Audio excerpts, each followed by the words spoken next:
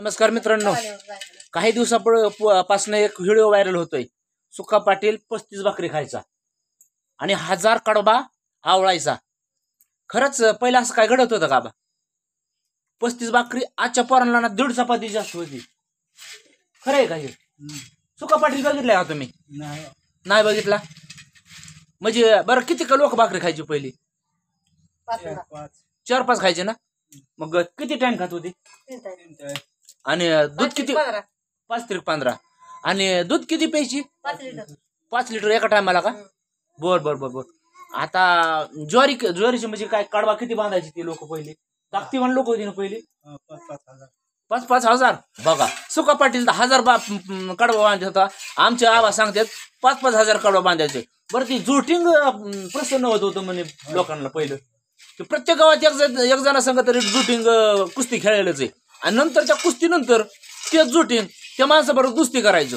बरं आपल्या गावात कोण होतं जुटिंगचा दोस्त? पांडुरंग बापू होता ना.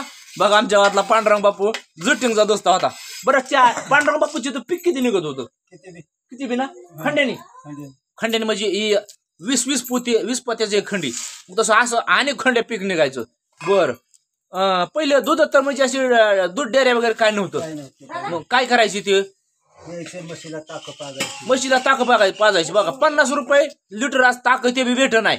आणि पहिले म्हशीलाच ताक पाजायची लोक. ताकदीवान लोक होती. मित्रांनो मी तर असं ऐकलंय ना की एक क्विंटल वजन घेऊन पहिले, आता दळणवळणाची साधनं नव्हती ना, 25-25, 30-30 किलोमीटर जात होती.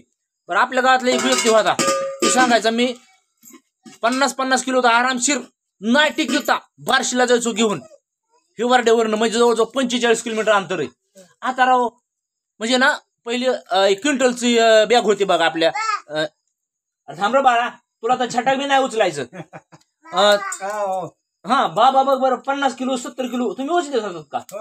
बरं तुम्हाला पोटाची व्यवस्था होती का व्यवस्थित? होती. म्हणजे ती लाईट बंद व्हायची जायची तसला कार्यक्रम होता म्हणायचं तुमचा. तर ती बार्शीला लोक ना 50-50 किलो नाही टिकवता जायची मित्रांनो. आता 10 किलो उचलायचं मुश्किल आहे. 1 क्विंटलचा बारदान होता पहिला, तो 50 किलो आला. आणि आता 25 किलोच्या बॅगा निघल्यात बघा. हायब्रिड लोक निघाले. म्हणजे काय सकस आणच नाही उरलं, अशी परिस्थिती निर्माण झालेली आहे. हा बघा म्हणजे शेंगदाणं गुळ ते आहारात आपल्या गायब झालेले. त्याच्यामुळं ते अशा हा म्हणजे बघा ना ककडीचं उदाहरण घ्या ना. दररोज फुगवायचं औषध 13-13 12-61 काय नो बायनो. कशी मग लोकांच्या अंगात ताकद राहील. म्हणजे सुका पाटलाचा विचार मला पटला बघा. 1000 कारवाचा सरळ आवडायचा आणि 35 भाकरी खायचा.